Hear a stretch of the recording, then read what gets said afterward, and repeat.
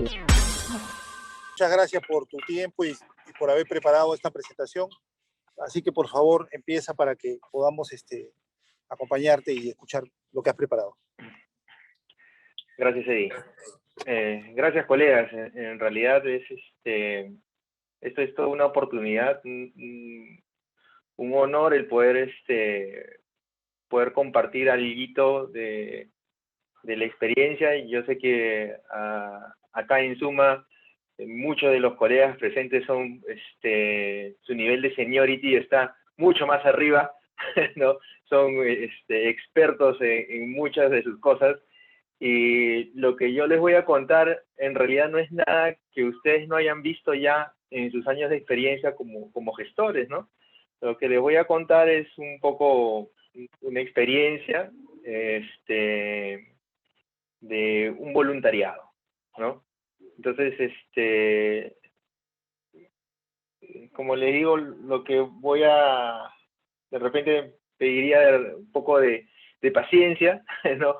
De los colegas al respecto, porque no me voy a ir por lados técnicos, no voy a ver, no vamos a discutir temas complejos, ¿no? Lo que les voy a narrar es cómo he vivido y he sentido este proceso de poder brindar una asistencia técnica a un grupo de voluntarios que hacen una labor en realidad muy ambiciosa. ¿Sí? Entonces, a todo esto voy a compartir, a ver, mi pantallita. A ver. Están mis cachorros. Tengo 4 perritos, así que si por ahí en el transcurso de la presentación escuchan algún ruido, son mis cachorros haciendo un poco de escándalo, pero a ver, ahí sí les pediré un poquito de paciencia nada más. A ver, voy a sacar esto de aquí para que no me esté molestando la imagen. Voy a poner un ladito. Y ya. Ya, entonces, lo que les vengo a compartir es un proyectito de una organización que se llama We Can Be Heroes, ¿no? We Can Be Heroes tiene algunos años como una ONG, como un grupo, ¿no? Principalmente voluntarios, ¿no? Lo que buscan es, como dicen, ¿no? Héroes, ¿no? Lo que buscan es conformarse o convocar a los héroes del día a día, ¿no? Para establecer muchos trabajos en referencia al tema ambiental, a la selva, al plástico, a manejo de residuos, ¿no? El Tecnopor. Y a pesar de su labor voluntaria y silenciosa, han tenido algunos logros y reconocimientos. Entonces, en esta oportunidad lo que vamos a compartir es un proyectito que ellos están tratando de impulsar en la selva, ¿sí? Que tiene que ver con el aguaje. Entonces, le hemos dicho, pues, PB4R para salvar tu selva. Salva tu selva es como ellos han denominado a su intervención, ¿no? En la selva. Entonces, ¿cómo es que yo llego aquí? Bueno, a ver, ahí estoy yo, editado, ¿no? De hecho, con mejor resolución que la que en vivo puedo tener, ¿sí? Entonces, para todos los colegas, Carlos Eduardo Mejía Carazas. Bueno, logré mi certificación PM4R Master, ahora la denominada Expert Certificate, ¿no? El año pasado, a noviembre del año pasado, ¿sí? Soy ingeniero administrativo de profesión, colegiado, ¿no?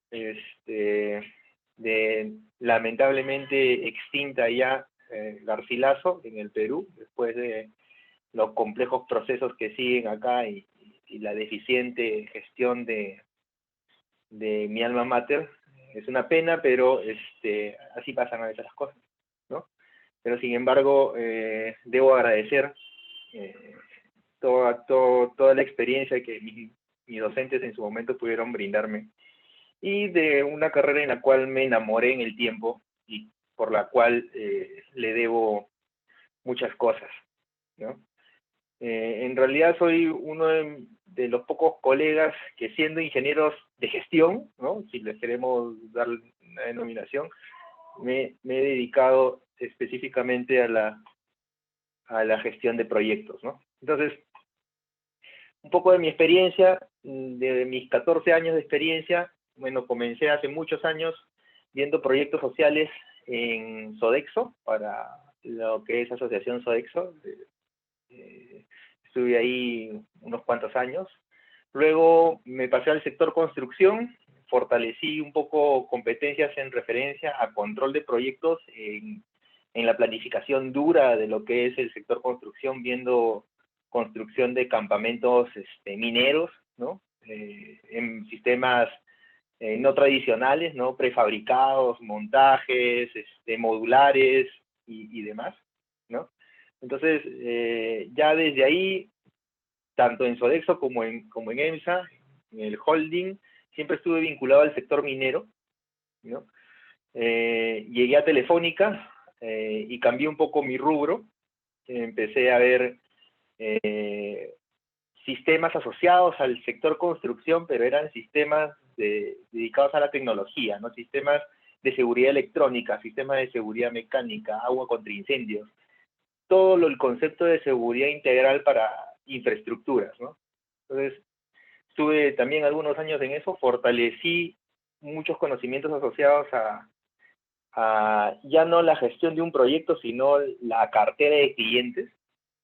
Telefónica, en ese sentido, tiene un buen manejo en lo que son su gestión de clientes, ¿no? Y llegué nuevamente al sector minería, retorné a ver proyectos sociales, ¿no? En Hardway, algo que terminó reforzando en mí el tema de que realizar proyectos que contribuyen al desarrollo de la sociedad, ¿no?, al beneficio de poblaciones vulnerables, era algo que estaba en mí, ¿no?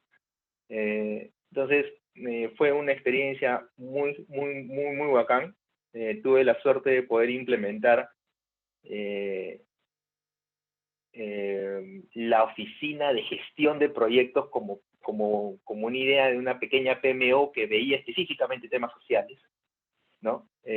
Nos basamos en la metodología de gobernabilidad, riesgo y cumplimiento, ¿no? Y la sumamos con el tema de hasta ese momento yo no conocía el PM4R, pero sí venía de gestionar bajo el enfoque del PMI, ¿no?, en el enfoque tradicional. Y ahí uno se va dando cuenta de que hay cosas que las hace y que se sostienen luego en un enfoque metodológico, ¿no? Fue genial. Tuve la oportunidad de participar en el proyecto de la cooperación canadiense.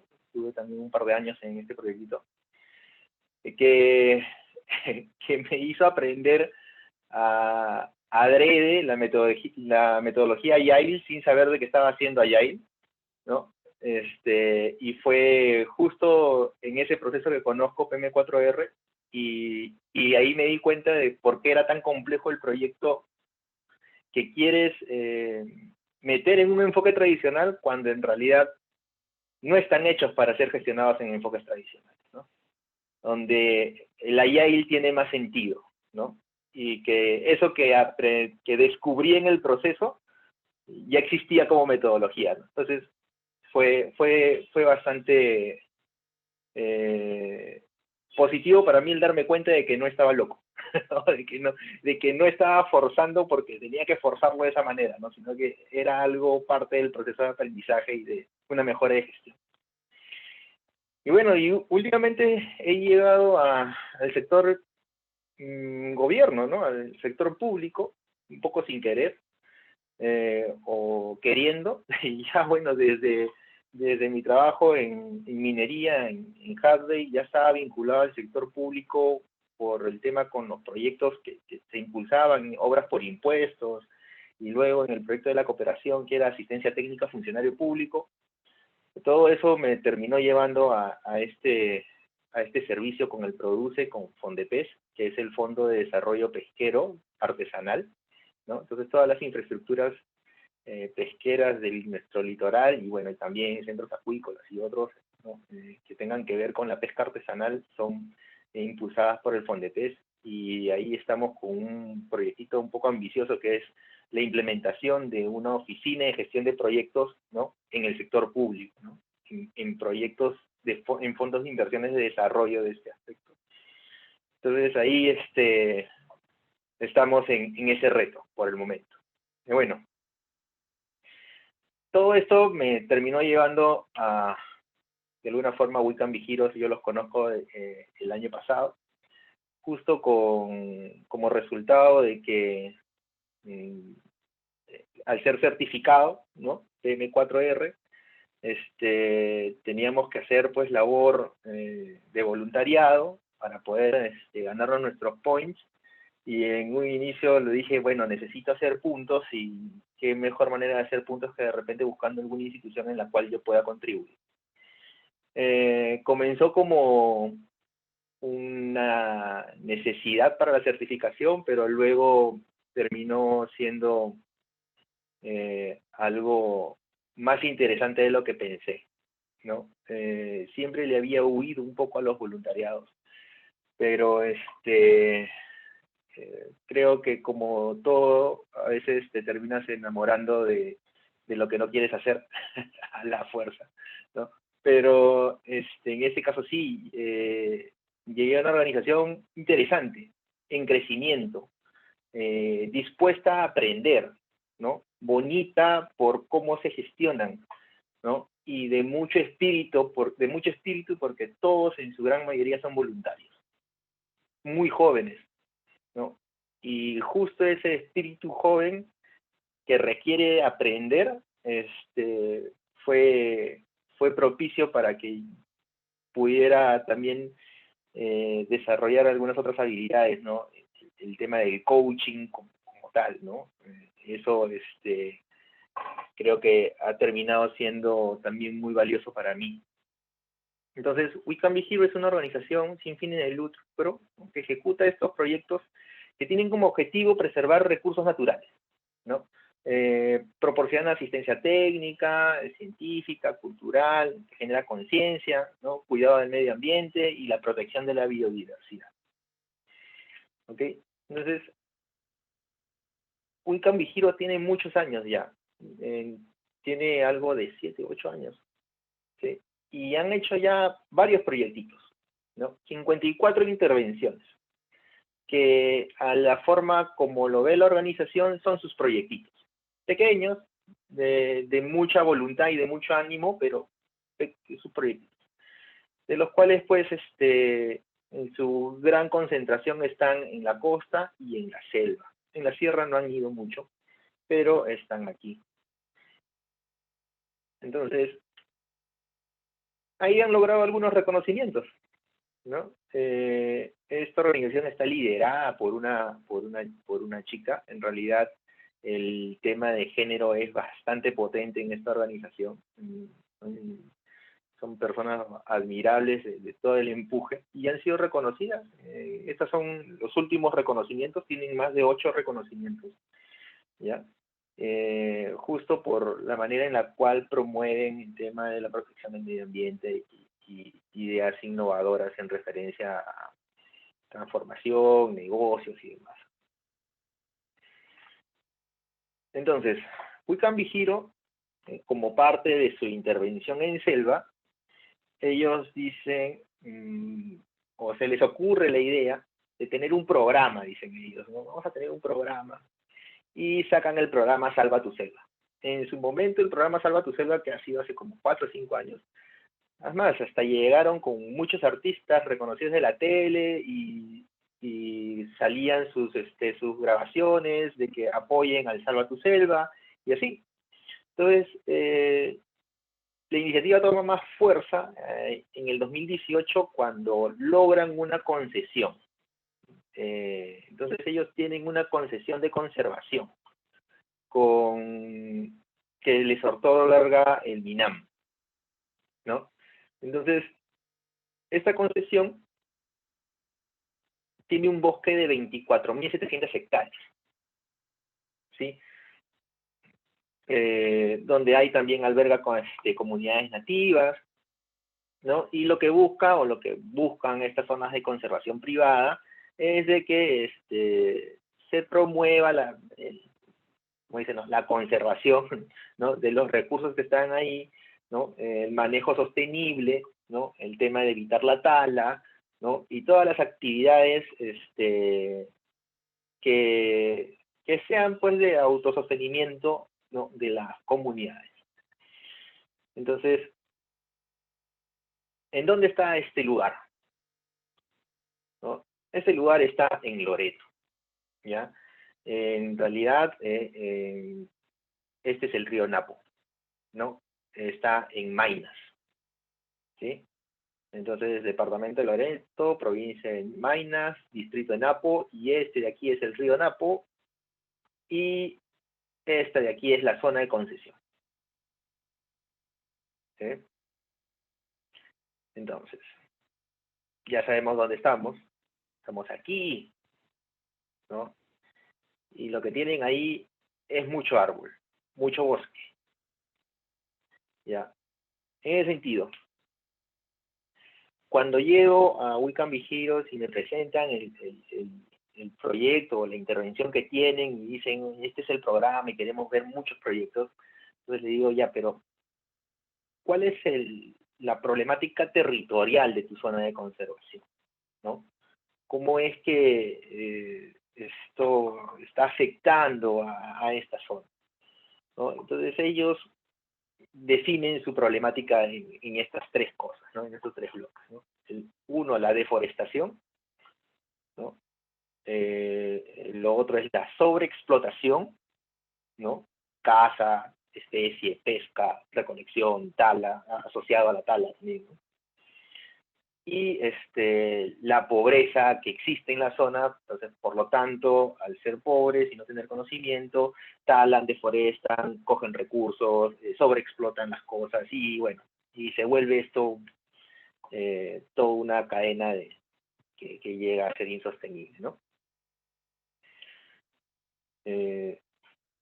Entonces, decimos ya, en todo caso, si ustedes lo que quieren trabajar es un programa, le dije, entonces, en función a esa problemática, ¿cuáles serían la cadena de resultados para el programa? Entonces, se empezó a bosquejar esto. Todo esto es trabajo aún en progreso. O sea, nada de esto aún está concluido ni concretado, ¿sí?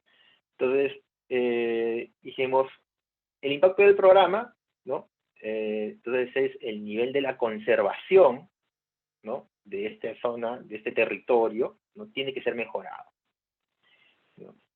¿Cuáles son los resultados finales que buscan? Es reducir la deforestación, ¿no?, y proteger la biodiversidad biológica, ¿ok?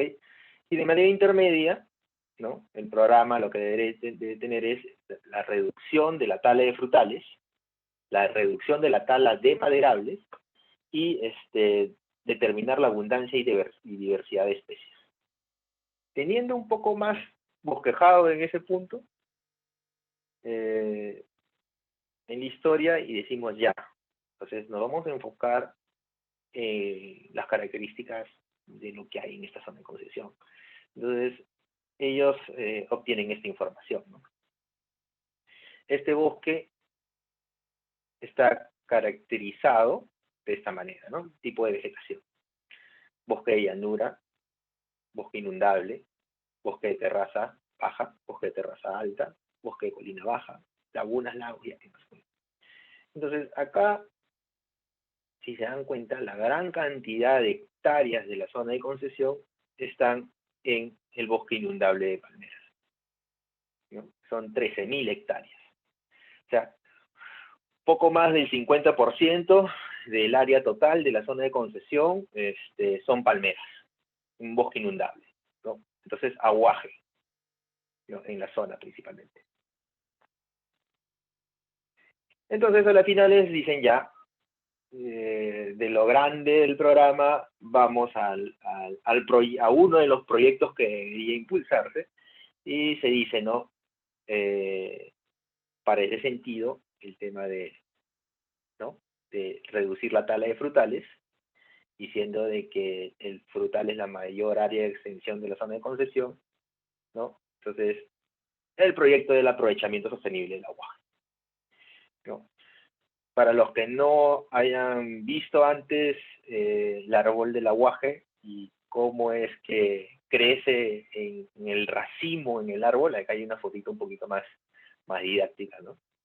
Y yo en principio tampoco la conocía, ¿no? Uno ve el aguaje y ve el pequeño fruto, ¿no?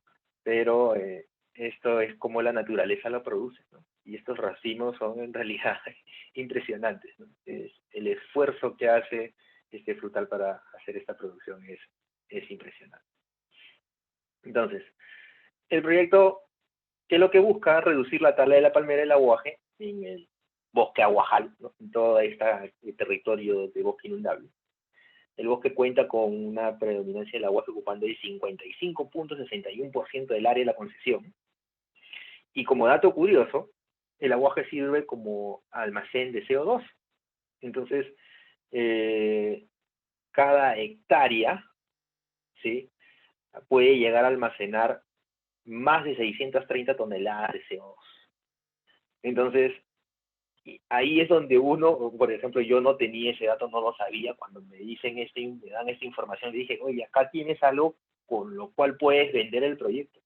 O sea, la importancia que tiene este árbol para el impacto en el manejo de los gases de efecto invernadero. O sea, esto es de donde es tan importante el manejo sostenible del aguaje, no solamente por el fruto o por el tema de la economía, ¿no?, de las comunidades, el tema circular, sino su conservación y su manejo sostenible, de su existencia como tal, por el hecho de este volumen de gestión del gas, ¿no?, del CO2.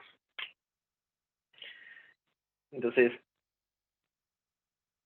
con eso dijimos, oye, lo primero que tenemos que ver es cuál va a ser el problema que queremos solucionar, ¿no? Porque, y cómo es que ese problema, cuáles son todas sus causitas. Entonces dijimos, oye, hay que hacer una dinámica del árbol de problemas. Y ellos habían hecho un ejercicio de un árbol de problemas, pero había quedado un poco corto, ¿no? Entonces hicimos una dinámica y ahí lo siguiente que me sorprendió de este grupo de voluntarios es su dominio de las herramientas digitales. Mientras yo iba pensando en, lo vamos a hacer por Google, ¿no? Y vemos el Jamboard y todo, y dijeron, oye, pero eso lo podemos hacer con el Miro. Entonces, el Miro es una herramienta web, en realidad súper potente.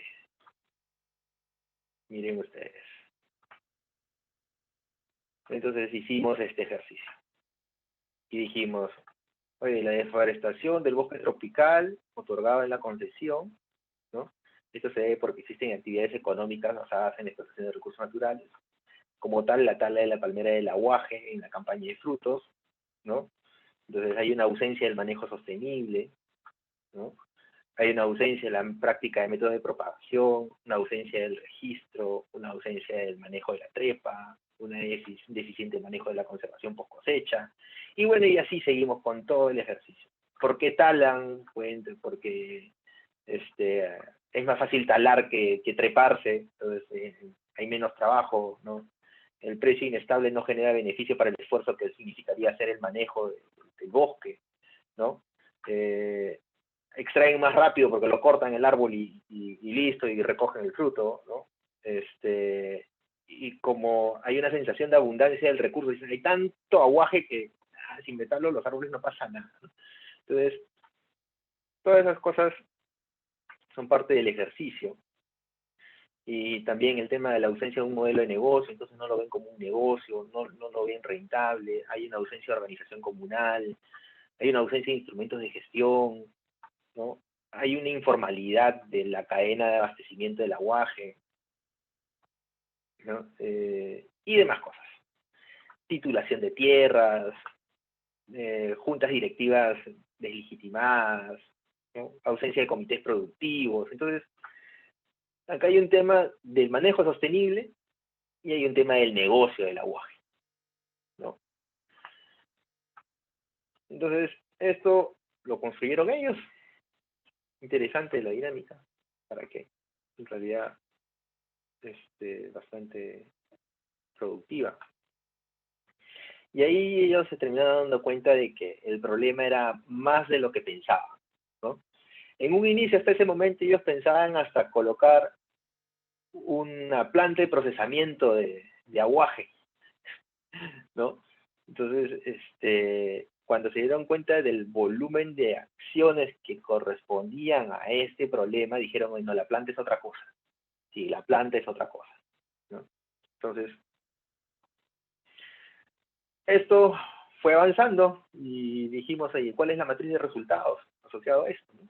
Entonces, si la conservación de 24.000 hectáreas, ¿no?, de un bosque tropical, ¿no?, donde hay 55% es bosque de aguaje, ¿no?, donde los frutos son consumidos en la región con aproximadamente más de 7 toneladas anuales, ¿no? Y sabiendo de que el aguaje como árbol tiene en una hectárea se conservan 632 toneladas de CO2, ¿no? El volumen total de esa área de concesión estaría superando los 8 millones de toneladas de CO2, ¿no? Entonces, lo importante que es la conservación del aguajal, ¿no? Donde el 8% de esa producción del aguaje proviene del distrito de Napo, ¿no? Entonces, y lamentablemente, más de 16.000 árboles son talados por año.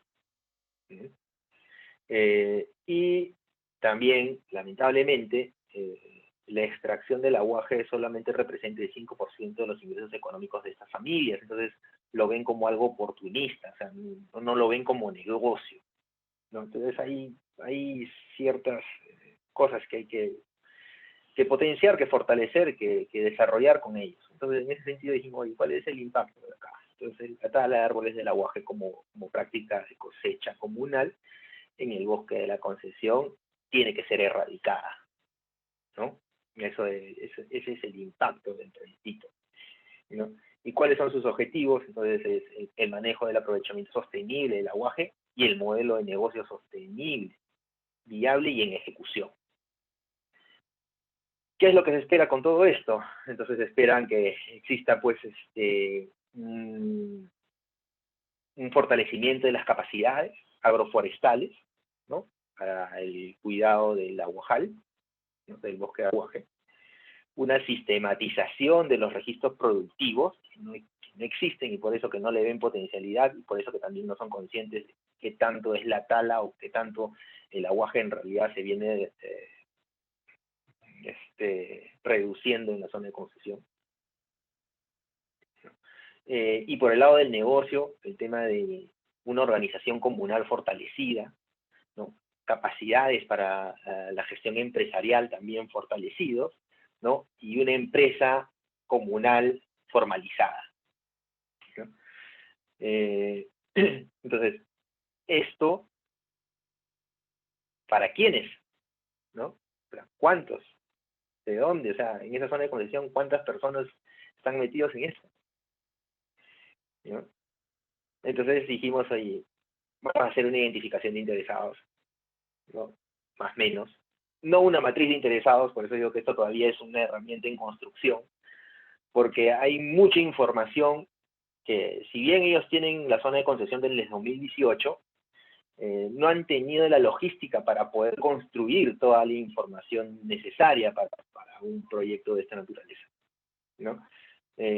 Porque son una ONG relativamente nueva, que se mueve específicamente por voluntarios y donde el dinero es lo que más hace falta, ¿no? Entonces, pero sin embargo han logrado en este tiempo en el cual hemos podido plantear estas clases de preguntas, buscar información secundaria y ir construyendo su propio repositorio de información, ¿no? Y su propia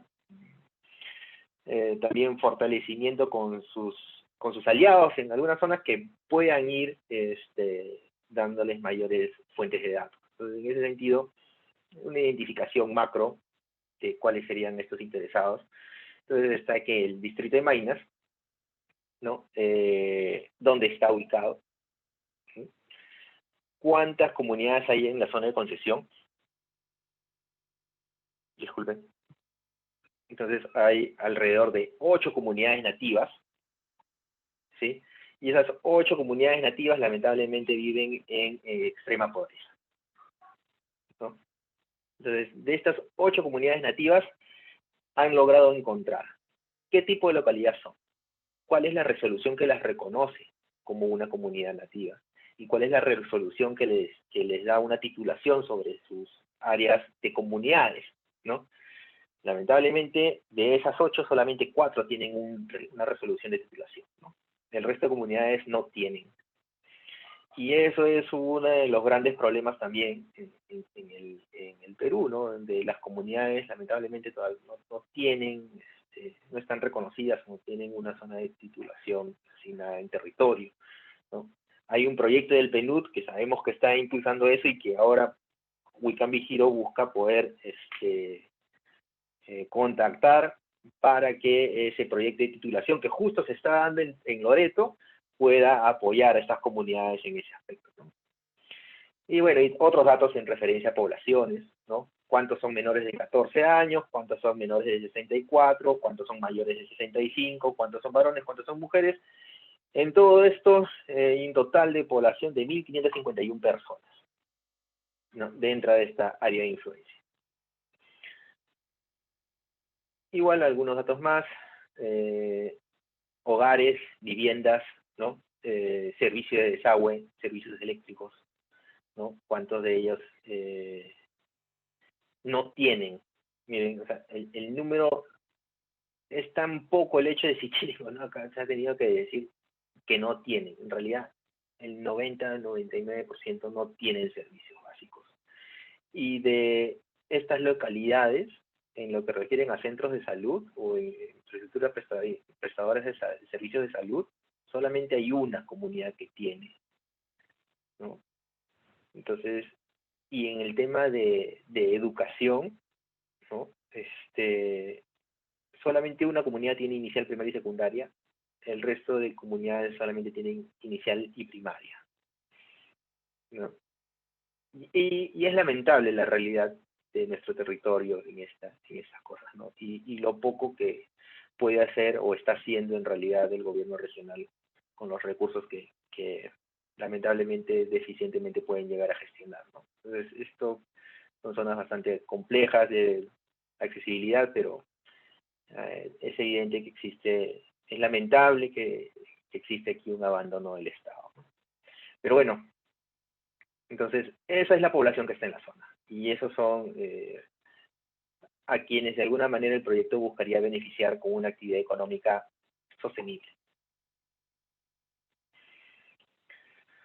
Entonces dijimos ya, es muy macro, necesitamos hacer fichas por cada una de las regiones y se comenzaron a hacer fichas. Entonces, cada una de esas comunidades ya tiene una fichita de sus datos, de cómo, y en base a esa ficha van a empezar a ir bajando para la identificación de los interesados, ¿no? Por cada una de esas comunidades, para poder construir así en los próximos meses o en el tiempo, ¿no? Una matriz de interesados más confiable, consistente para el desarrollo de este tipo de proyectos, ¿no? Entonces aquí se ve que en el caso de Huitotos de Negro Urco, ¿no? Negro Urco más conocida, ¿no? Dónde está ubicada, cuáles son la cantidad, los grupos etarios porcentualmente, ¿no? Entonces casi mitad, menores de 14 años, un 44% a nivel de la tasa de natalidad que puede existir en la zona, ¿no? Una población muy joven, y el resto son adultos, bueno, ni adultos porque son mayores de 15, pero 50% de esa población, ¿no? Servicios sin servicios 98%, 98%, 26%. Son datos bien poco duros, pero así están. Bueno, es el proceso en el cual ellos van a lograr tener una información más confiable para el manejo de sus interesados. Luego, entonces dijimos ya, ¿cómo es que a las finales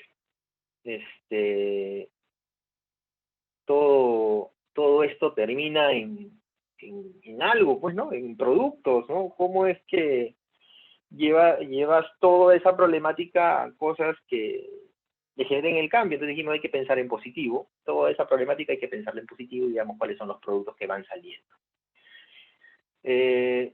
Para los amigos que están metidos también en proyectos sociales, van a decir, oye, ¿el marco lógico? Sí, metodológicamente, de hecho, es necesario hacer el marco lógico, ¿no? Pero también hay que ser conscientes que a veces el marco lógico queda muy arriba y en ese desdoble del marco lógico queden actividades que no se ven o no terminan en producto. Entonces, por la dinámica en la cual ellos se encuentran, era más favorable porque estaban buscando consolidar eso, elaborar un presupuesto, porque quieren intentar algunos fondos concursables, ya quieren entrar en esa dinámica. Entonces, y también para tratar de aterrizar las expectativas de la organización, dijimos, ya, vamos a ver el ejercicio hacia productos, pero hay que seguir con la construcción del marco lógico, porque van a haber indicadores que van a salir del marco lógico que van a terminar impactando también en los alcances de los productos. Los productos prácticamente no van a variar mucho, pero sí van a impactar en su detalle de alcances en ese aspecto, ¿no? Entonces ahí hay un trabajo que está en camino para terminar la construcción del marco lógico, ¿no? Y principalmente obtenerlos en todos los indicadores SMART y todos los indicadores que van a terminar también en la matriz de resultados, que están en proceso de construcción, pero o sea, ellos tenían esta premura, curiosidad de poder saber cómo es que esto en realidad termina siendo algo tangible, o qué es lo que en realidad deberían tratar de hacer en la zona. Y se continuó con el ejercicio, ¿no? Nuevamente, en este caso, para aquí, cuáles son las cosas que habrían que hacer. Entonces dije, oye, hay que hacer un plan de manejo sostenible. Y ese plan de manejo sostenible debe contemplar un plan de propagación, debe contemplar un sistema de registro de rendimientos, debe contemplar un plan de cosecha y un manejo de la post cosecha, ¿no? Hay un montón de cositas para ahí que más hay que hacer. Y en el tema del negocio es que hay que fortalecer la organización comunal, hay que hacer un plan de gestión empresarial y hay que formalizar la empresa comunal, ¿no? Entonces, sus registros, ¿no? El asesoramiento, la asistencia técnica, también la asistencia técnica para la conformación de las juntas directivas de las comunidades, ¿no? Los planes en el tema de almacenamiento, el tema del transporte de los frutos, el manejo de la cosecha, ¿no? El calendario, las zonas productivas, el viario para el transporte dentro del bosque, ¿no? Parcelas demostrativas y demás. Entonces, todo esto que ya se aproxima a ser una EDT, ¿no? Dijimos, antes de que esto se vuelva una EDT, ¿no? Porque esto se piensa bajo un enfoque meramente productivo, y dijeron, oye, no, sí, el aguaje, entonces hay que volverlos productivos, ¿no? Y hay que ver cómo es que estos frutos terminan de una manera eficiente, ¿no? Y se comercializan y demás. Entonces, el manejo agroforestal desde el punto de vista de la producción para darle sostenibilidad al bosque, ¿no? Y el modelo de negocio para el aguaje. ¿Ya?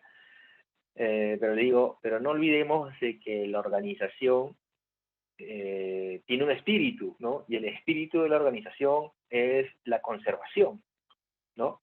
Es la protección de la biodiversidad, ¿no?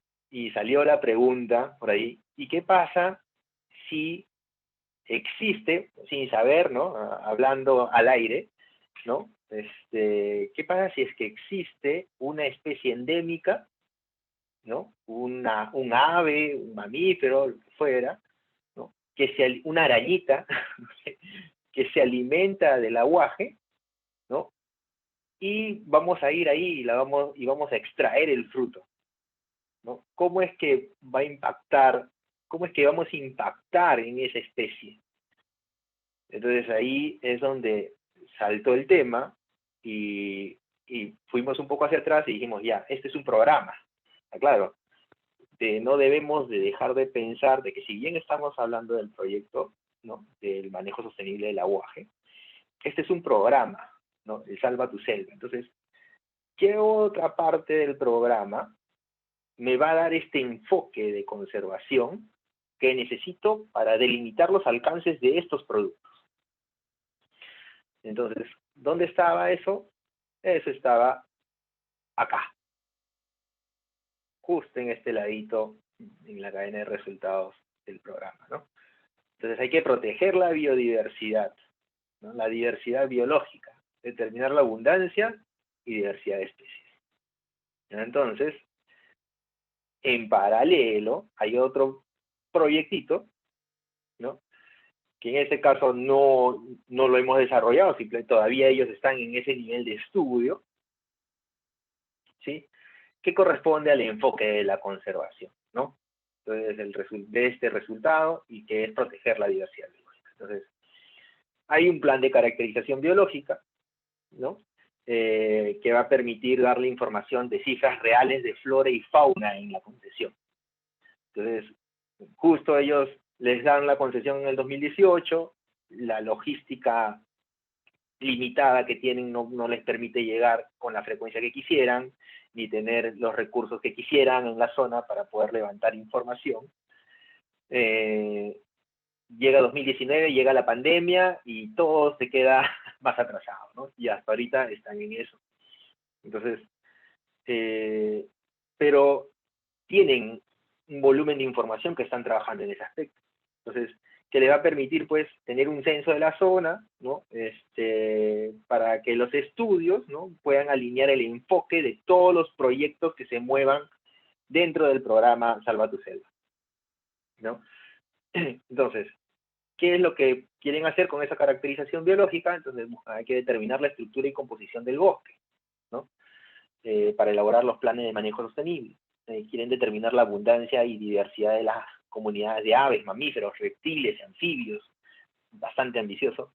Recopilar información verídica, cuantitativa y cualitativa, ¿no? Y proporcionar una base de datos para usos locales y de investigación. Entonces, esto está en camino. Y aquí hay datos que a las finales terminan delimitando el alcance del proyecto, ¿no? Bueno, el alcance de los productos y de los entregables del proyecto, ¿no? No en todos los casos, pero sí, está más transversal aquí.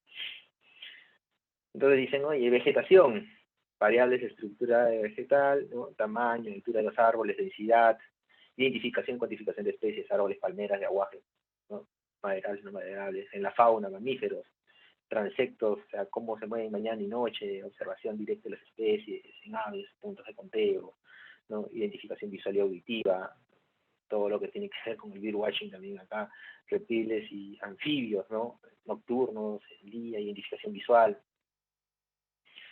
cámaras trampa para animales terrestres, para animales en árboles también, ¿no? Entonces, decimos, oye, ¿sabemos en realidad cuáles son las especies amenazadas que existen en el bosque de concesión? No se tiene esa información de manera cierta, por eso es que están buscando hacer esto, pero se sabe de que a nivel de la selva, en el Perú, las principales especies amenazadas ahorita, cada una de esas tiene categorías y una serie de datos ahí mucho más interesantes y científicos, ¿no? Pero para que nos quede a los que no conocemos mucho en el detalle de cuáles son todas esas caracterizaciones de especies amenazadas, endémicas, no endémicas y demás, que si son protegidas a nivel nacional, internacional y otras cosas, ¿no? Están estas especies, ¿no? Por el lado de las especies de la flora, ¿no? Esta especie de la vainilla pumpana, ¿no?, y la orquídea cuna de Venus. Hay todo un repositorio de información que tienen ya recopilado en referencia a especies endémicas que coinciden con la zona en Loreto y en esa parte del río, que son un montón. En realidad yo he puesto 2 para que son las más, como dicen, ¿no? Visibles, atractivas, ¿no? Que podrían de repente abanderar, ¿no? Un programa de conservación, ¿no? Y en el tema de los animales, de la fauna, la arpía, ¿no? Y el lobo de río gigante, ¿no? Ahí están los animalitos que también se han visto en la zona de concesión y hay que determinar cantidades y más. Entonces, conociendo esto y sabiendo o delimitando, y por eso que cuando esto nos ayuda a armar más el detalle de la EDT, ¿no? Y en el detalle de la EDT, ¿no? Por ejemplo, dijimos, oye, hay que implementar un parcelamiento, ¿no?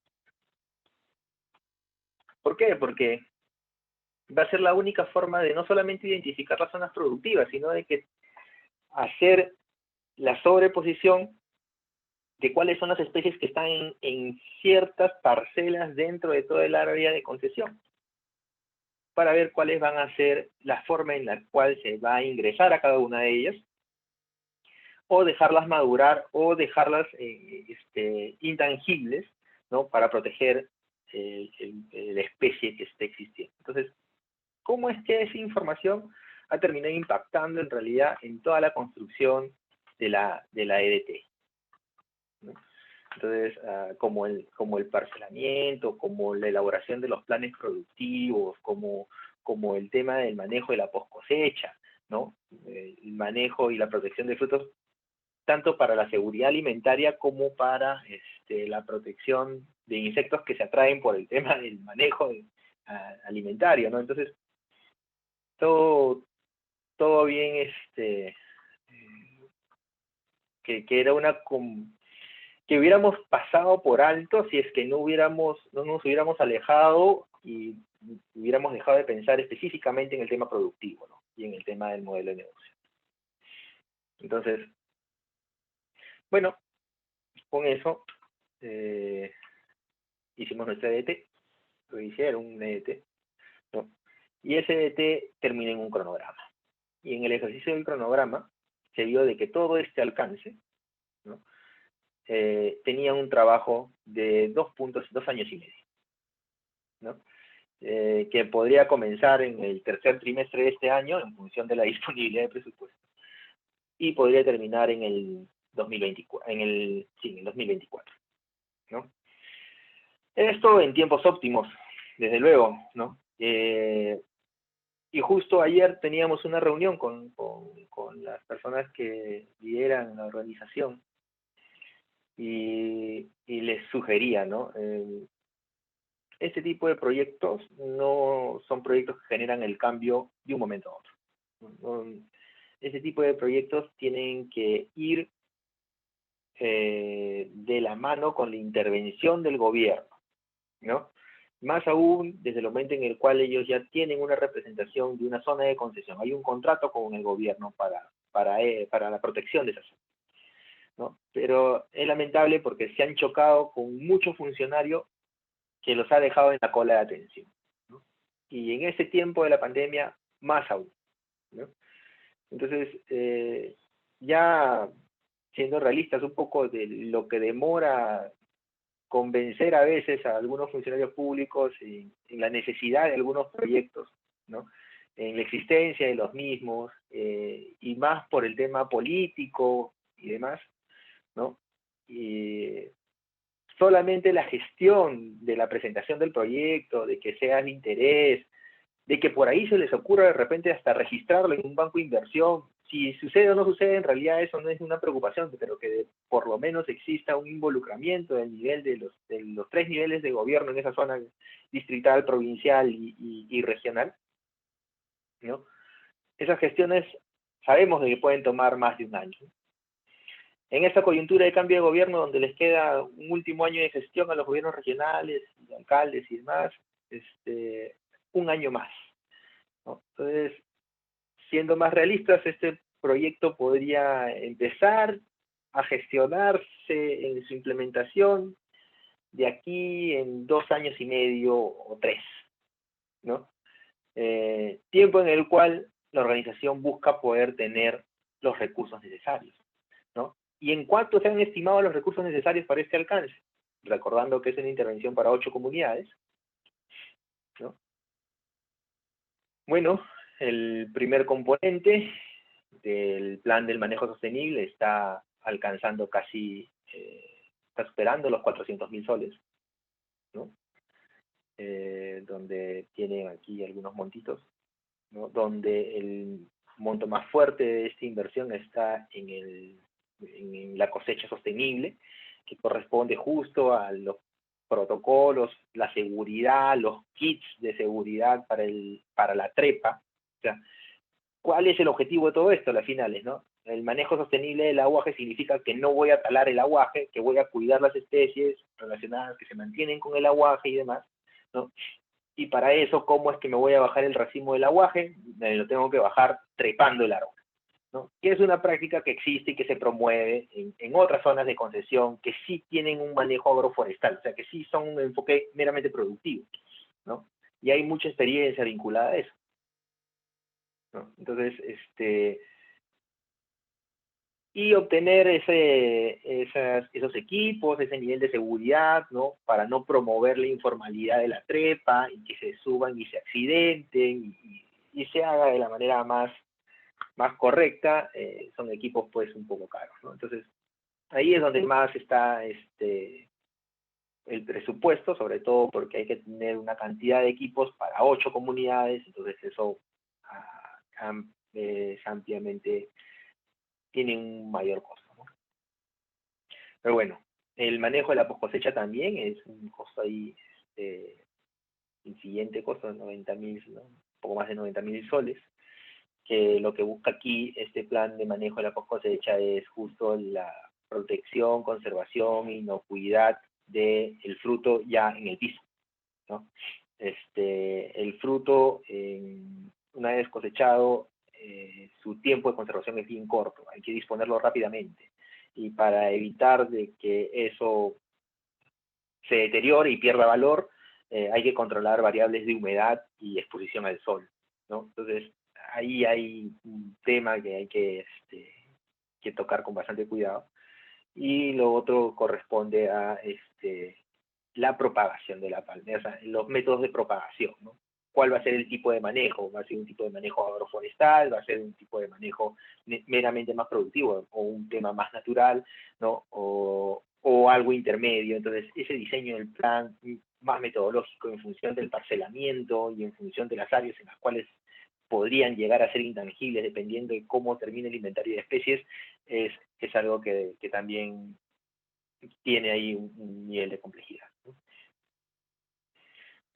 Y en lo que corresponde al modelo de negocio, a la construcción del modelo de negocio, a la asistencia técnica de las comunidades, al fortalecimiento comunal, a enseñarles temas empresariales y demás, y la formalización, ¿no? De estas 8 comunidades, no necesariamente 8 empresas, pero sí asistencia a 8 comunidades que, bueno, terminarán formalizándose de repente entre 2, 3, 4, eso ya es una estrategia que tendría que definirse como parte del desarrollo del plan. En principio se está pensando en las cooperativas, que es el modelo que promueve Sierra y Selva Exportadora, ¿no? Entonces, y que está contemplado dentro de los convenios que requiere este proyecto para subsistir, ¿no? Entonces, este proyecto requiere un convenio con Sierra y Selva Exportadora y requiere también elaborar expedientes de presentación a fondos concursables, y se ha pensado en agroideas, en los procompites locales, regionales, pero para ello necesitan madurar, o sea, hay un proceso de asistencia técnica que se tiene que desarrollar durante todo ese periodo ya de implementación de los 2 años y medio. Entonces, muy probablemente después del segundo año van a poder recién tentar como ya una organización constituida que evidencia un nivel de gestión y puedan tener la contrapartida necesaria que estos fondos concursables requieren. Bueno, el total del presupuesto de este proyecto para estas 8 comunidades está superando los 800.000 soles, ¿no? Entonces, al ser una organización nueva, ¿no?, que nunca habían podido identificar estos volúmenes de gestión de dinero, ellos pensaban de que su proyecto, y es más, hasta solamente incluyendo o contemplando una planta de procesamiento, no les iba a costar más que 300.000 soles. Entonces, el ejercicio que se ha llevado con ellos en esto los ha llevado a darse cuenta de que hay decisiones que tienen que tomar, ¿no? Entonces, hay decisiones que tienen que tomar en el hecho de que probablemente no logren alcanzar las 8 comunidades, ¿no?, que tengan que ser pilotos con 2 comunidades. El hecho de retirar la planta del proyecto, ¿no? Y es más, considerando aquí no está la planta del proyecto, si estuviera la planta de repente sería mucho más caro, ¿no? Y el hecho de ir implementándolo por etapas, por fases. Como ya está modulado en paquetes entregables, ¿no?, van a tratar de hacerlo en función, van consiguiendo presupuesto y en función van transfiriendo eso a la ejecución, ¿no? Entonces, a la final si bien el proyecto está estimado para una ejecución de 2 años y medio, de manera continua, ya con estas decisiones y complicaciones y siendo más conscientes de su realidad y su logística, les va a tomar más tiempo, ¿no? Yo estimo de que será una ejecución probable de unos 6 años, ¿no?, más o menos. Pero ellos no pierden las ganas, sus voluntades están ahí. Comparto con ellos el tema de lo frustrante que es de que exista o que nadie se preocupe por estas comunidades que están muy alejadas, ¿no? Y eso los motiva más, ¿no? O sea, el hecho de que sepan de que es algo tan retador y tan difícil, los motiva más de tratar de llegar a estas poblaciones que requieren en realidad la ayuda y el apoyo, ¿no? Y me ha sorprendido mucho ese espíritu tan automotivado, ¿no? Y eso es porque son bastante jóvenes, en realidad. Y no lo digo porque esté mal, sino porque qué bien que se siente saber de que existe toda una generación que está pensando en esa clase de impacto y de desarrollo, ¿no? Cuando yo tenía su edad, sin ser tan mayor, ¿no?, era muy difícil coincidir con gente que estuviera pensando en contribuir de esa manera, ¿no? No sabía. Todo, por lo general, nuestra generación, bueno, la mía, se ha enfocado más en tratar de crecer profesionalmente, en tratar de obtener beneficios propios, ¿no? Y no ha habido, o por lo menos no me ha sido fácil encontrar personas que estén dispuestas a pensar en ese espíritu de contribuir con la gente. Y qué bueno que ahora esta generación sí lo haga, ¿no? Y desde que salen de las universidades están conformando sus asociaciones, ven sus proyectos de desarrollo social, están en realidad bastante involucrados con este tipo de iniciativas. Y eso es gratificante, porque me pongo a pensar y digo, hay más gente, hay más personas que necesitan de este tipo de contribución, que necesitan de este tipo de soporte que nosotros, de alguna forma que nos hemos preparado para esto, estemos dispuestos a brindarles, para que crezcan, para que se sumen, para que tengan metas medibles y no solamente piensen en recolectar fondos sin saber para qué es, ¿no? Entonces, darles herramientas de este nivel y de soporte técnico que los va a permitir crecer de manera orgánica, ¿no? Y no estar tan dispersos y dispararse con otras iniciativas que no les estén sumando para lo que ellos en realidad quieren y están enfocados. Aprovechemos el buen ánimo y el buen espíritu de esta generación que están dispuestos a ofrecer su tiempo, ¿no? Y dispuestos a ofrecer su trabajo para este tipo de desarrollo. Y llegué a una generación en realidad que vive en herramientas digitales. Y esto no podía dejar de compartirlo porque son herramientas que yo ya en el trabajo las estoy manejando, o sea, las busco implementar. No las había visto nunca en mi vida. De repente ustedes sí, pero yo antes no las había visto, ¿no? El tema del Notion, por ejemplo, ¿no? Es un repositorio organizado, ¿no? Que puedes, si quieres, tener una estructura DDT para todos los documentos, herramienta colaborativa al 100%, ¿no? El Slack hace lo mismo que a nivel de comunicaciones. Puedes tener grupos de interés identificados y puedes comunicarte con los grupos de interés en línea y en el momento y compartir información y se queda almacenada. Una gestión de interesados sería recontrapotente en esta herramienta, ¿no? Y el Mendeley, que me imagino que muchos de los que están metidos en el tema de investigación sí lo conocen, pero yo no lo conocía, porque nunca había participado en temas de investigación en este aspecto, que es un repositorio potente para hacer referencias de todos los documentos que necesiten en ese tipo de gestiones, ¿no?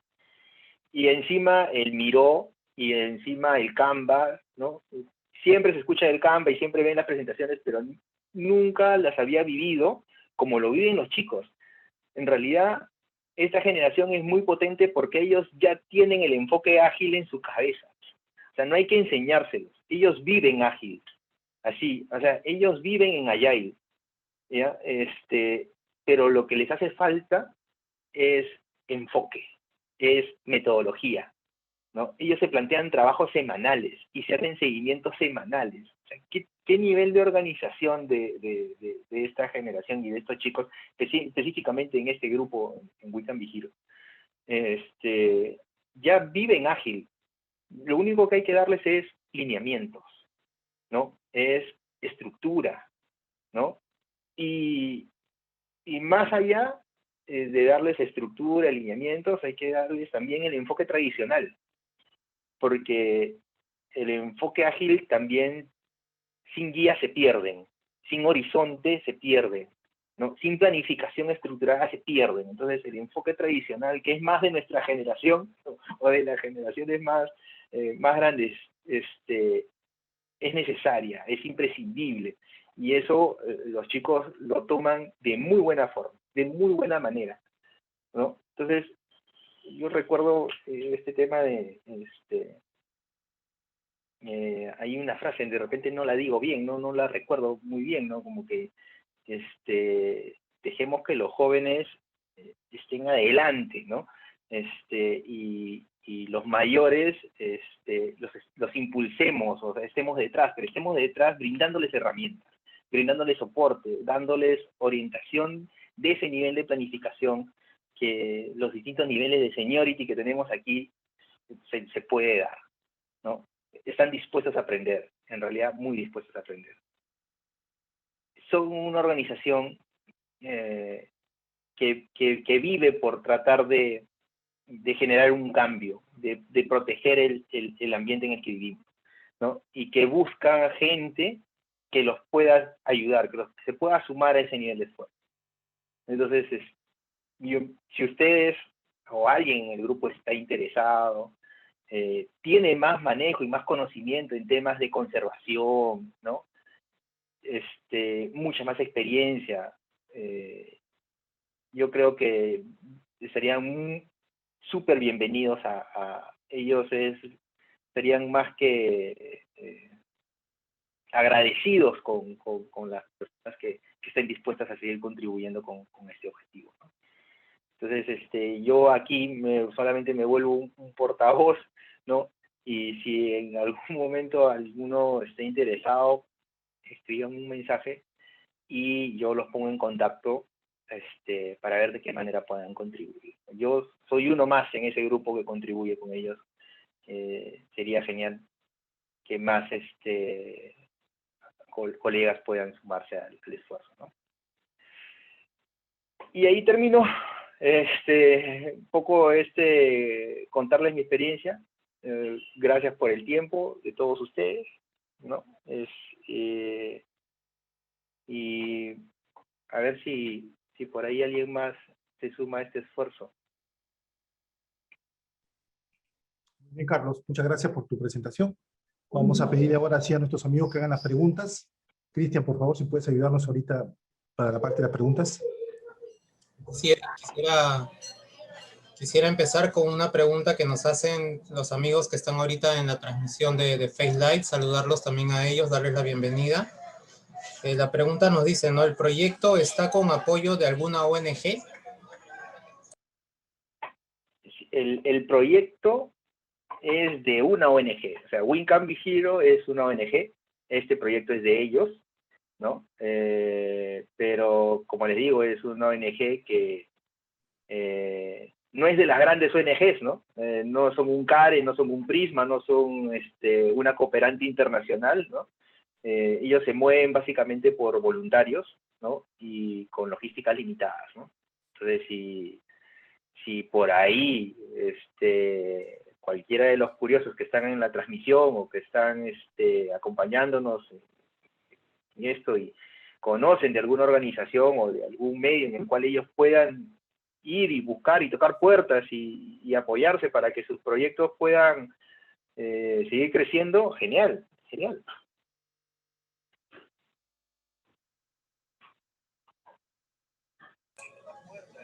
Gracias, Carlos. Bueno, para la pregunta un poquito acá que nos hacen también desde Facebook, dice saludos de Arturo Ramos, ¿cómo podemos obtener capacitación constante en estos temas? Bueno, comentarte rapidito, Arturo, que nosotros nos reunimos todos los viernes, 7:30 hora de Perú, 8:30 hora Washington, así que para que nos puedas acompañar. Eddie, desde el chat no tengo preguntas, no sé si alguien por ahí levanta la mano y podemos comenzar con la ronda. César. Adelante, ingeniero, por favor, César. Sí, sí, excelente presentación, excelente presentación. Sí, sobre el proyecto, digamos, del aguaje, ¿no? ¿Existe la posibilidad de que, digamos, en ese proyecto se incluya también alguna otro tipo de plantas, de árboles? Porque, bueno, por ejemplo, el palmito también es una de las plantas que, bueno, normalmente la parte que se come está en superficie o en la parte superior, ¿no? Y se bajan pues también todo el árbol, ¿no? E inclusive también los uris, ¿no? Que son unos gusanos que crecen pues en el aguaje y en el palmito, ¿no? También, bueno, se los bajan pues para poder comer. Pues el suri, bueno, para los que no conocen, es un gusano, ¿no? Es un gusano grueso, grande, y los comen pues frito o crudos, ¿no? Y bueno, todo eso puede generar, pues, bueno, pues genera, ¿no? Problemas, digamos, el estar bajándose los árboles. Y el palmito, sí, pues, inclusive hasta muchas veces ya se vende acá también bueno, en todo el Perú se vende, ¿no? Pero eso, pues, se bajan, pues, los árboles, ¿no?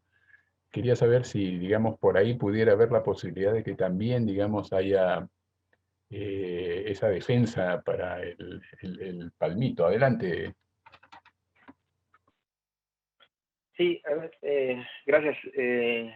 Miren, en lo que existe en este espacio, o sea, en la zona de concesión que tiene la ONG, principalmente es aguaje. En principio, yo no sabría todavía si es que existe otra especie, porque justo lo que ellos quieren es empezar a recolectar toda la diversidad que existe en la zona de concesión. Predominantemente se identifica como aguaje, pero pueden existir otras especies que también están siendo taladas con fines de explotación de frutos, que serían parte de los otros componentes de la cadena de resultados del programa, ¿no? En principio, este proyectito está enfocado en la tala de especies de frutales, ¿no? Habrán otro tipo de especies que también requieren de ese manejo, que se las talan, y hay también de las especies maderables, ¿no? Entonces, todavía esos otros proyectos no se han bosquejado, pero están dentro de la cadena de resultados de lo que se ha estimado como programa en la ONG. Entonces, sí, vamos a, imagino que en algún momento voy a seguirlos apoyando y bosquejando también estas otras necesidades, ¿no? Perfecto, gracias. Adelante, Carolina. Sí, muchas gracias. Excelente presentación, Carlos, sobre todo porque nace de un voluntariado y este es un voluntariado con un nivel de complejidad bastante particular, sobre todo por el ecosistema. Acá eso tengo algunas preguntas. Mencionaste el valor que está costeado este proyecto. Si lo podrías repetir. Y un tema que sí no me quedó claro es que este proyecto no lo ven para poderlo presentar como inversión pública, por un tema de tiempos, por un tema de exigencias y demás. Sin embargo, la opción, especialmente para estas concesiones, porque yo no sé si es una concesión para conservación, es una concesión para turismo, es una concesión para producción, esas tipologías tienen características en cuanto al manejo y a los planes a presentar bastante diferentes. Entonces, de acuerdo a esa tipología, va a ser para 24.000 hectáreas, 24.700, de forma privada, pues es un reto muy grande, ¿no? Entonces, sería interesante, tú hablabas de planes de negocio, tú hablabas de diferentes estrategias, pero todo eso se puede agrupar en un proyecto de inversión pública. Y ahí sí sería bueno ver el nexo de poder, si es que no lo pueden sacar a nivel provincial, que lo veo muy difícil, incluso regional lo veo difícil, quizás sea parte de lo que son estas aproximaciones que hace el MINAM para mitigación de gases de efecto invernadero, de producción de gases de efecto invernadero. Entonces, sería bastante interesante, porque acá tienes componentes de biodiversidad. El aguaje, también para nuestros compañeros, es más del 70% de la alimentación del tapir, que nosotros le llamamos la sacha vaca, que es la casi vaca, sacha casi, en el idioma que se maneja, no sé si es quechua, ¿no? La sacha vaca es un animal grande, que se alimenta más del 70% de las semillas de aguaje. Igual los guacamayos se alimentan de las semillas de aguaje. Y hay una serie de especies, mamíferos y aves, que sus dietas están basadas no solo en el fruto, sino también en la semilla. Y en el tronco, en descomposición, justamente crecen los suris. Es sumamente rico y complejo toda la presencia del aguaje. Y algo que también, como un proyecto que estuve manejando el año pasado, no en la zona de Maynas, sino en la zona mucho más cercana a Ecuador, lo que pudimos darnos cuenta es que existen muy pocas especies hembras, plantas hembras, que es lo correcto decir, plantas hembras, porque esta palmera tiene la planta macho y la planta hembra. Obviamente se poliniza y por polinización es que tú generas estos frutos. Pero esta tala tan fuerte ha hecho que hayan cada vez menos población de plantas hembras. Y cuando tú mencionas que tienen gran cantidad de plantas hembras de estas palmeras, yo creo que es un espacio bastante privilegiado, porque en otros espacios ya no. Por cada, y eso que lo he visto en campo, por cada 20 individuos machos, a veces encuentras una hembra, a veces. Sí, sí, sí, sí. No es fácil. Y para que tú encuentres una hembra, y aquellos que no han caminado en aguajales, yo creo que mis compañeros que son ingenieros petroleros sí lo han hecho, pero caminar en aguajal, Dios, es sumamente difícil y por otros tipos de cosas, ¿no? Pero encontrar una hembra a veces en los hábitos, en estos hábitats es bien difícil y se tiene muy poca investigación. ¿Cuáles son esas condiciones ambientales que hacen posible que la plántula genere plantas hembras? Eso no se conoce. No se conoce y a la vez también, a pesar que es muy usada esta fruta para el consumo local, la productividad se merma cada año y la demanda es fuerte. Bueno, me estoy dando todo un rollo porque los aguajales para mí, de verdad que los aguajales son ecosistemas muy importantes que están en una presión de deterioro bastante fuerte. Y acumulan todos estos gases, acumulan los gases equivalentes del CO2, porque no solamente es CO2, también hay metano, hay una serie de otros gases, ¿no? Y realmente no se está viendo la potencialidad que se tiene de tener estos ecosistemas y hacer un tipo de negociación. Yo los mantengo, pero págame, retribúyeme por conservarlos o por manejarlos, ¿no? Y ese tipo de proyectos, Profonampe sí los tiene, valorizan la hectárea de ecosistemas de bosques. Y este aguajal hay un proyecto que paga $7 la hectárea, pero un aguajal, pues valorizarlo con las metodologías adecuadas te puede dar mucho más valor, ¿no? Yo realmente,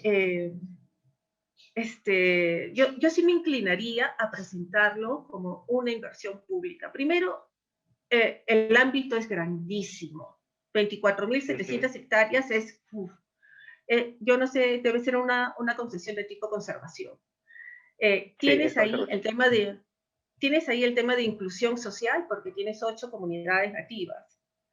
Tienes el tema que solamente tienes 2, creo que están tituladas, ¿no? Entonces ahí también es un tema de institucionalidad, ¿no? De darles la gestión institucional para que puedan tener el activo y pueda ser una contraparte para otras actividades económicas. Y realmente habría que ver qué tanto económicamente la producción del aguaje de estos racimos, obviamente manejados con subidores, ¿no? Nada de cortar palmeras, ¿no? Eso es fácil decirlo para nosotros, de verdad, desde afuera. Así ¿no? es.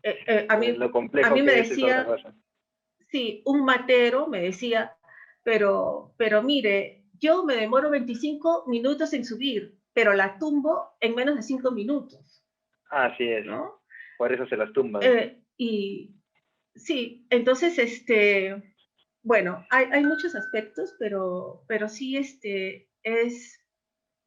un espacio muy rico para hacer cosas, también investigación, y si lo manejan estos chicos, habría que ver qué tipo de título habilitante están manejando, ¿no? Para ver qué otras entradas tienen. Los aguajales sí son ecosistemas de mucha importancia para la climatología del mundo, no solamente la peruana, para la climatología del mundo. Y bueno, ante eso, la pregunta que inicié y que ahorita termino es, ¿con cuánto valorizaron este proyecto que ya lo habían incluso escalado a programa? ¿Cuánto fue el valor que más o menos ustedes Mira, costearon. como les comentaba, inicialmente ellos lo habían costeado con todo y una planta de procesamiento en 300.000 soles.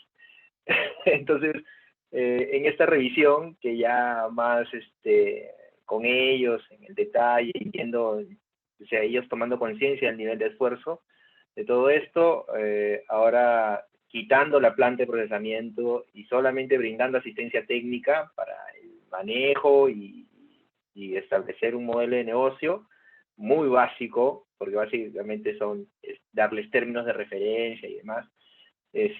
Para esas 8 comunidades estamos hablando de más de 800.000 soles, ¿no? Entonces, que en realidad también me parece poco, pero por eso es el tema de que y como tienen poca logística y recursos, lo van a ir moviendo por etapas en función, van consiguiendo aportes o van consiguiendo financiamientos de fondos concursables o de iniciativas de inversión, ¿no? Y para eso también están mapeando mucho fondos internacionales y demás, para ver cómo es que van a ir sumando un poco esa caja, y por eso es que se va a tomar un tiempo, ¿no? Para conseguir, y en ese tiempo de conseguir, ir escalando en el nivel de gobierno, por eso comentaba, ir tratando de escalar en el nivel de gobierno para ver la posibilidad si eso puede llegar a ser un proyecto de inversión, ¿no? En la lógica de la inversión pública, ¿no? Entonces, genial ahí, Carolina, con tu contribución ya era razonable saber de que no, gobierno local no, provincial tampoco, regional tampoco, es bien complejo llegar a ese, y tiene que ser con el MINAM, pero el tener los vínculos adecuados y tratar de plantear correctamente esto como un perfil de inversión pública en una ficha SNIP, bueno, en una ficha SNIP no, en una ficha Invierte-P, ¿no? Donde ya no solamente sería una ficha, porque como bien dices, la complejidad del ecosistema y los componentes que debería manejar para que eso sea una ficha en Invierte, ya estaría hablando de casi un nivel de expediente técnico, ¿no? Para que eso pueda ser atractivo a nivel viable. Entonces, esa expertise y ese soporte y esa experiencia no la tiene la organización, ¿no? Y necesita de ese nivel de conocimiento justo de las personas que tienen ese nivel de relación y oportunidades. Tu conocimiento, Carolina, sería básico, más que imprescindible, para ellos como organización, para poder orientar hacia dónde deberían mover un poco este proyecto, ¿no? Y empezar a elaborar los productos necesarios para que sea un perfil de inversión, ¿no? ¿Qué tan lejos está? ¿Cómo llegas allí? Discúlpame. ¿Cómo llegas? Mira, Sí. no he tenido la oportunidad de viajar porque yo recién estoy con ellos desde enero, ¿no? Pero sé que tienen que llegar hasta Maynas y eso les toma como 6 horas de viaje hasta la zona de concesión, me han dicho, ¿no? Entonces, desde que llegan a Iquitos, entonces, creo que debe ser un poco complejo de llegar. Habrá que llegar. Sí, no, tienen que llegar, de hecho. Además, tenían previsto viajar ya, pero salió la pandemia, todavía no han podido viajar, tienen que ir porque están queriendo hacer un censo, ¿no? De algunas cosas, principalmente primero de la gente con la que tienen que vincularse, ¿no? Y están en ese proceso. Gracias. Gracias, Carolina. Adelante, Robert, con la consulta. Bueno, me aúno a lo que dice Carolina, pero yo lo enfocaba de otro punto de vista, ¿no? Ahí hay muchos factores que ver, pero yo diría que el proyecto es tan amplio que deberían de dividirlo en subproyectos primero. ¿Por qué? Porque, y aparte de costearlo, deberían de trabajar más ahora en los beneficios, porque para conseguir cualquier financiamiento, cualquier soporte, ya sea del Estado, de un privado o a nivel internacional, que creo que por ahí está la cosa, tienes que demostrar cuál es los beneficios que obtienes del proyecto, ¿no? Es decir, ya, la evaluación puede ser social, privada, lo que sea, pero tiene que ver, decir qué beneficio va a tener para la persona, por ejemplo, el trabajo de las personas. Por ejemplo, si que calce este proyecto en lo que es el impuesto a las emisiones, ¿no? Que yo alguna vez he trabajado en eso, en la parte, pero este es diferente, ¿no? Pero me parece que por ahí puede calzar, si que calza en esto, si que hay alguna entidad que compre o las toneladas de CO2. Por ejemplo, cuando yo construía centrales hidroeléctricas, trabajaba para un grupo alemán, un financiero. Nosotros construíamos, yo era el gerente general, construíamos centrales hidroeléctricas y vendíamos pues los bonos de carbono, ¿no? Eran unos bonos de carbono que compraban por las emisiones que habían, que ellos tenían que pagar ese impuesto, compraban lo que tú dejabas de generar o de emisiones, y venía uno de Europa y te compraba eso y te pagaba en ese tiempo $5 por tonelada. Pero ahora sé que la última vez que yo vi, no sé ahora cómo estaba $1, estaba bajando, por eso que los alemanes, cuando ya dejaron de que sus centrales nucleares funcionaran, ya no les interesaba esto de la venta. Pero acá hay muchos aristas que evaluar. Me parece que debería evaluarse primero por sus proyectos, viendo cuál de ellos genera o entrega mayor valor, ¿no? Como te decía, la parte ágil hay que ver eso, porque si primero se dedican a hacer el inventario, no van a acabar, se van a volver viejos y conseguir el financiamiento es difícil, mi hermano, es difícil. Tienes que segmentar tu proyecto, ver dónde te va a generar mayor ingreso o puedes conseguir mayor oportunidad de financiamiento y hacerlo así. Porque cuando se hace un proyecto muy grande de este tipo es muy difícil conseguir financiamiento, nadie se lo va a dar así como se plantea o están planteando, es difícil, muy difícil. Sí. Hay que ver si esto calza, como te digo, con las emisiones, las compras de emisiones, y obviamente lo que están viendo bien es la parte de la producción con la gente. Eso me parece muy bueno, no talar, sino simplemente enseñarles a subir y bajar el fruto, ¿no? Y venderlos y conservarlas y plantar más plantas, y de acuerdo a eso se podría proyectar. Primero yo recomendaría que se hagan los subproyectos en las áreas más accesibles, ¿no? En donde haya mayor cantidad el área, digamos, que cubre esa planta sea el mayor porcentaje de toda la área. Hay muchos criterios para hacer eso, ¿no? Que mejor ustedes lo van a analizar mejor que uno, porque están ahí en el campo, pero por ahí son los criterios que hay que hacer, nada más. Gracias, Robert. No, sí, de hecho, ya para el volumen de la organización, que son pequeños, ¿no? Sí se han dado cuenta de que no es un proyecto que puedan manejarlo de un solo tirón, ¿no? Entonces sí se tiene que poner en etapas, sí lo van a manejar a través de componentes y lo van a manejar a través de comunidades piloto. No les va a ser posible por la logística y por el volumen de inversión realizar las 8 comunidades a la vez. Va a haber una primera etapa con algunos componentes y con solamente un par de comunidades, y así irán escalando en función, como dices, lo que más genera valor, ¿no? Entonces, para ver si una intervención piloto también ya más demostrativa sea más atractiva para financiamiento externo, ¿no? Y sí sería genial poder conocer lo que también comentaba Carolina y lo que tú has reforzado, el tema de cuánto pagan las organizaciones por la hectárea conservada, ¿no? Conociendo lo valioso que es el aguajal para el manejo de este tipo de gases, ¿no? Entonces, si tú conoces o tienes ahí un nivel de conocimiento al respecto de eso, sería genial que por ahí también pudieras contribuir con esta organización y ver de qué manera ellos pueden ir alineando con la poca logística que tienen y puedan ir tentando también a esa clase de fondos, porque al final esos fondos les va a dar caja para que termine invirtiéndose directamente en el mismo proyecto, ¿no? En el manejo del aguajal, que es lo que se busca. Gracias, Robert. No, sería interesante si alguno del equipo acá presente tiene experiencia en la elaboración de documentos técnicos, ¿no? De expedientes técnicos, de repente contribuyen con ellos a poder, por lo menos, asesorarlos en cómo deben enfocar sus proyectos, ¿no? Claro, claro. Así eso también se hace. Excelente, gracias, Robert. Adelante, Juvenal, con la pregunta, por favor. Hola Carlos, ¿qué tal? Muy ¿Verdad? buena presentación, felicitarte, de verdad estuvo muy interesante.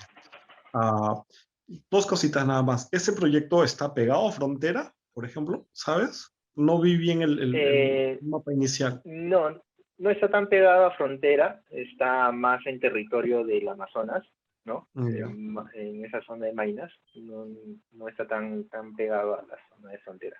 ya, porque ahí también, por ejemplo, para proyectos que están pegados a fronteras, el Ministerio de Relaciones Exteriores también tiene unos fondos o algunos programas para el desarrollo de fronteras y hacen proyectos binacionales, por ejemplo, con Ecuador y todo eso, ¿no? Y capaz por ahí también se podría investigar un poco. Y el otro tema es de que ya explicaste que el proyecto tenía un componente, digamos, social, perdón, ambiental, un tema productivo, y el componente social, o sea, por ejemplo, son 8 comunidades nativas.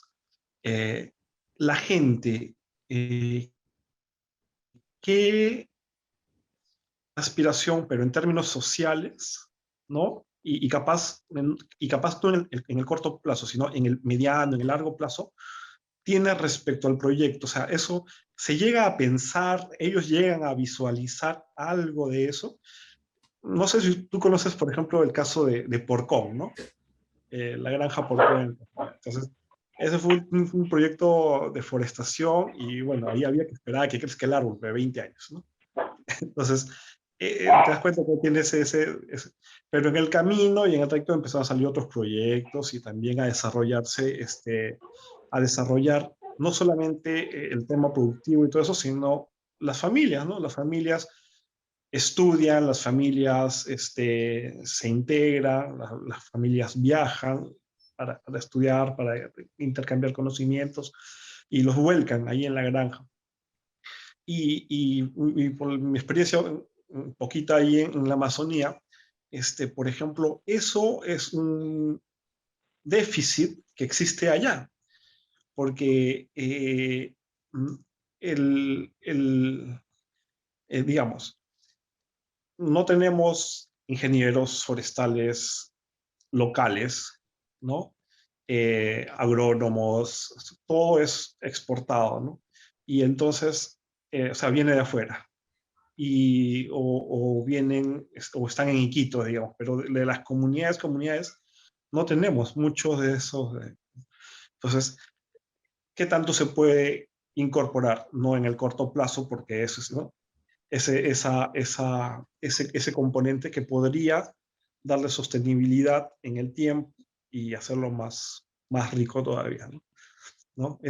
Hay una palabrita que es la interculturalidad, ¿no? Eh, en donde muchas veces nosotros, pero la interculturalidad yo la entiendo como un proceso pues, de ida y vuelta, ¿no? Entonces nosotros tratamos de meter algunos conceptos, algunas ideas, ¿no? Y allá las mismas comunidades también tienen otras ideas, ¿no? Y con eso termino. Yo me acuerdo que cuando iba a las comunidades, yo era el que cuidaba los caminos, bueno, yo no botaba la basurita, ¿no? Comía un atún ahí y yo me lo ponía en la bolsita, hasta me lo llevaba de regreso, o sea, me lo llevaba hasta la comunidad y la comunidad me lo traía para botarlo en algún lado, ¿no? Pero ellos no, ellos agarraban, comían su galleta, por gustado, ¿no? Cambiaban el aceite de su peque y al río, ¿no? Entonces, oye, pero ¿por qué? Ya, sí, ¿no? Entonces, esos procesos de interculturalidad, de intercambio de conocimientos, es bueno también capaz, ¿no? Tenerlos en cuenta y incorporarlos de a pocos en los proyectos de este tipo. Muchas gracias. Gracias, Juvenal. Sí, justo el día de ayer que teníamos una conversación con la gente de la organización, le decía la importancia de poder desarrollar un plan de relacionamiento comunitario, ¿no? Más allá de la buena voluntad, ¿no? Porque uno puede tener mucha voluntad, muchas ganas, puede ir y estar ahí, pero ¿cómo es de que el nativo, la comunidad, puede reaccionar por el hecho de que tú vayas. Solamente el hecho de que tú estés ahí, hagas o no hagas nada, ¿no? Entonces, eso es algo que hay que saber manejar, de que hay que trabajar, de que hay que pensar antes de poder realizar cualquier tipo de intervención, ¿no? Y es por eso de que el plan, la matriz de interesados está aún en ese proceso constructivo, ¿no? Entonces, por eso, cuando empezamos con ellos, les digo ya, ¿cuáles son los interesados? ¿Los tienen identificados, nombre propio? Todavía no se tenía. Entonces, más por el hecho de que todavía, si bien han viajado y conocen a algunas personas, no hay acuerdos aún, todavía el movimiento social es complejo, ¿no? Entonces, hay que ir escalando. Entonces, mapeemos primero, ¿no? ¿Cuál es la diversidad de la comunidad? ¿No? ¿Qué tipo de comunidades existen? ¿Cuáles son sus deficiencias? Y es por eso que empezamos con el tema de que se construyan fichas de comunidades para que en base a eso ir aterrizando hasta tener mapeado cuáles son los interesados para con el proyecto y cómo es que eso termina en un plan de relacionamiento comunitario. No en un plan de comunicaciones ni en un plan de gestión de interesados, sino en un plan de relacionamiento comunitario bajo enfoque de riesgo, bajo enfoque de riesgo y cumplimiento principalmente, ¿no? Vengo del sector minería y de proyectos sociales de relacionamiento comunitario, entonces ese es algo que mucho error ya se ha vivido en minería, ¿no? Entonces, para que alguien con muy buenas intenciones y voluntad no le suceda y no cometa esos errores, porque, como dicen, ¿no? De buenas intenciones está plagado el camino al infierno. Entonces, antes de que sea un riesgo mayor para cualquier persona que quiere ir y contribuir, es mejor mapear correctamente esto para poder seguir sembrando. Por eso que también sugería yo tener ese periodo, ¿no? Entre que buscas financiamiento, entre que te articulas con los gobiernos, entre que, ¿no? También ir madurando el tema de relacionamiento comunitario. Eso es básico. Claro. Carolina, avisa para viajar, si te animas. Sí. Si se animan, miren, sí. En realidad, pucha, viajaríamos en mancha varios, creo. Sí. Termino la entrega de gestión, que ya solamente falta una semana. Ya. Sí, no, de verdad. Organizamos una expedición a Mainas. Sí. Bacán. Listo. Muchas gracias. Gracias, Gracias. Rubén. Y Juanfra, creo que querías hacer una pregunta. Juan Francisco. Hola Cristian, sí, ¿qué tal? Buenas noches. Voy a poner la camarita para... Ok, a ver. Francisco. ¿Qué tal, Carlos? Felicitaciones por la presentación, muy buena. Bueno, yo trabajo también en la selva, en comunidades nativas. Tuve la suerte de trabajar en un programa en el que trabaja Carolina también, que es financiado por CAF y que entre otros componentes tiene un componente de desarrollo de planes productivos, de planes de negocios Ese en la era mi Amazonía. proyecto. Sí. Ahí está, Carolina sabe de lo que se habla. Entonces, ellos tenían planes de negocio, Carolina, si es que no me equivoco, era de mariposarios, había algo como madera también y demás, ¿no? Pero, vamos, la selva y nuestra Amazonía y nuestras comunidades amazónicas están separadas o sea, están segmentadas por muchas, se podría decir, condiciones económicas, ¿no? De nuestros hermanos, de nuestros compatriotas que viven en aquellas latitudes. Hay, pues, comunidades que seguramente tienen condiciones de proyectos productivos y que pueden sacar adelante proyectos productivos, pero hay comunidades en donde en donde su preocupación diaria es el qué voy a comer o de dónde me voy a alimentar a mis hijos. Entonces, yo creo que un mix interesante, Carlos, sería ver de qué manera podríamos formular proyectos, primero, que generen un cambio en el normal convivir de una localidad que, como te comento, son de pobreza extrema en algunos casos, y ver de qué manera un proyecto productivo se podría aplicar a este tipo de comunidades para que puedan ser dueños de su propio destino, ¿no? Entonces, yo creo que la clave de los proyectos productivos para este tipo de compatriotas que carecen siempre de muchos recursos, o de todos los recursos en algunos casos, la clave está en encontrar ese proyecto productivo.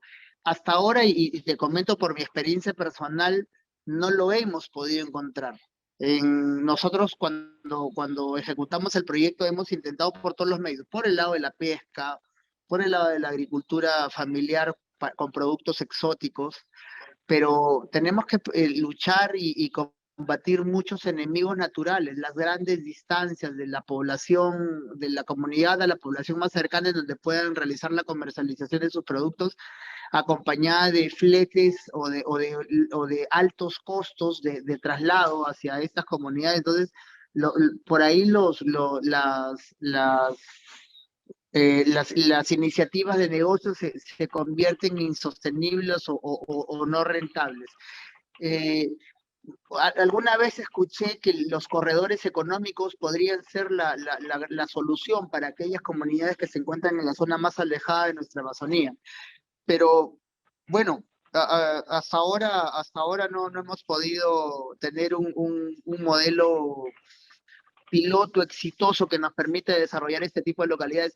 Me gustaría, Carlos, contactar contigo ya por interno para ver si desarrollamos algún tipo de sinergia y con Carolina también, que tiene mucha experiencia en selva, en comunidades amazónicas. Y por qué no, Eddie, también tomar tu plataforma como Gestum Total y desarrollar un piloto que nos permita precisamente llegar a esa forma de desarrollar mejores condiciones para nuestros hermanos compatriotas que viven en las condiciones más alejadas de nuestro país, en las condiciones más tristes y más precarias de nuestro país. Creo que es nuestra misión y nuestra responsabilidad ahora con la gestión de los proyectos, poder lograr ese cambio, ¿no? Y comprometo a todos los compañeros también de los hermanos de la comunidad del PM4R Master Professional para lograr, ¿no?, ese compromiso. Definitivamente es un trabajo arduo, hay mucha brecha que cerrar y cubrir, y en ese camino estamos. Te felicito, Carlos, por el excelente trabajo que haces, y dejo abierto la invitación para ver si nos sumamos todos a ese trabajo conjunto. Oh, gracias. De todas maneras, o sea, todo suma, todo apoyo pequeño, chiquito, suma en este tema tan necesario. O sea, de hecho, o sea, lo que necesita la gente es sustentarse, ¿no? Entonces, y lamentablemente, por falta de preparación, por falta de asistencia, por una serie de deficiencias que tienen pues estos sitios tan alejados, y nuestros compatriotas tan abandonados, ¿no? Entonces, no lo ven no tienen un modelo económico, no hay un modelo de negocio que para ellos digan, oye, sí, yo tengo que cuidar, porque esto me va a dar que comer a mí, a mi familia, y voy a poderme mantener de esta manera, ¿no?, y generar un cambio. Sí, no se tiene, y es justo parte de la iniciativa del proyecto, y por eso uno de sus componentes es que exista un modelo de negocio sostenible, ¿no? Pero es igual, siguen siendo alcances bien ambiciosos por el número de comunidades que hay que intervenir, por la cantidad de población que probablemente se quiera dedicar a este tipo de negocio. Entonces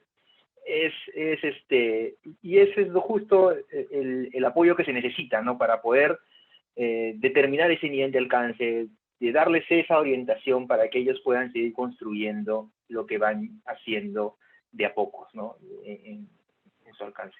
Gracias. De hecho, sí, si de aquí sale un grupo que está dispuesto a apoyarlos, genial, ¿no? O sea, yo soy uno más que contribuye con el grupo, ¿no? Si podemos ser más para contribuir con ellos, genial. Yo les digo, y miren, hemos coincidido con otros colegas profesionales, son 5 más, son 10 más, y quieren juntarse con ustedes y ver cómo es que se puede ir trabajando, y yo creo que ellos los van a recibir con los brazos abiertos. Ellos están muy necesitados de aprender, sobre todo, y de ver cómo ellos pueden llegar a generar un cambio. Eso es lo más valioso. Perfecto, Carlitos, no quiero dejar de hacerte, no es una pregunta, es más una consulta que nos hace Maricielo y se pone a disposición. Dice, ¿cómo nos podemos involucrar con el proyecto mediante voluntariado u otro? No sé si nos dejas tus coordenadas. Sí, mire, yo tendría que, o sea, quisiera en todo caso, si me pueden enviar un correo electrónico o con sus datos de los que estén dispuestos, yo me pongo en contacto con la organización, les digo, mire, hay estos amigos que quieren colaborar, y sí tenemos una primera reunión, ¿no? para presentarlos y ya se sumen también como voluntarios a la organización, ¿no? Entonces, yo les voy a dejar escrito ahorita mi correo en el chat, y me envían un correito y así nos comunicamos. Listo. carlosmejiacarazas@gmail.com. Ese es mi nombre y mis 2 apellidos todos juntos, @gmail, y ahí, bacán. Yo los agrupo en uno solo y vamos viendo cómo se van sumando. Gracias, Carlos. Adelante. Carlitos, muchas gracias por tu presentación. Gracias a todos los presentes, realmente que ha sido una noche muy motivadora, sobre todo porque cuando uno hace proyectos para ayudar a otras personas, entonces el valor se multiplica por 3, por 4. En realidad, eso es lo que queremos, ¿no? Poner nuestras capacidades al servicio de los demás. Y como ustedes muy bien han dicho, nosotros estamos siempre a disposición para poder servir.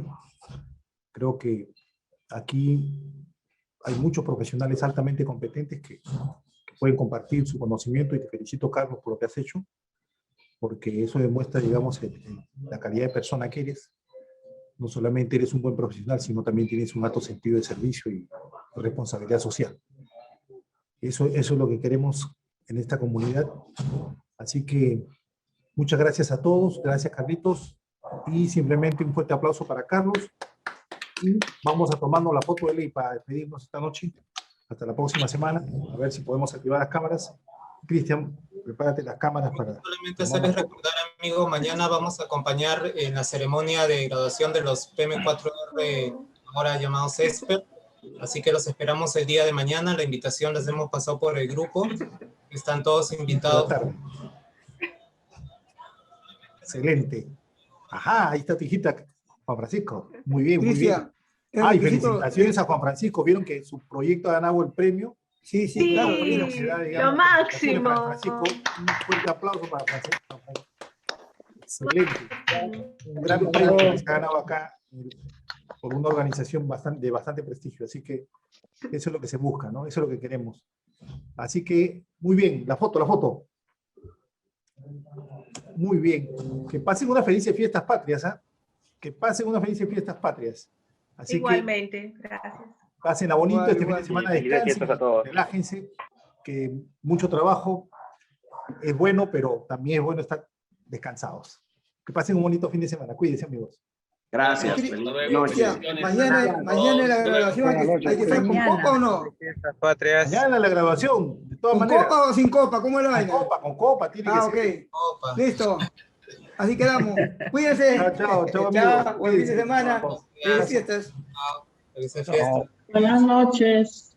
Buenas noches. Buenas noches a todos. Buenas noches a todos. Chao. Chao.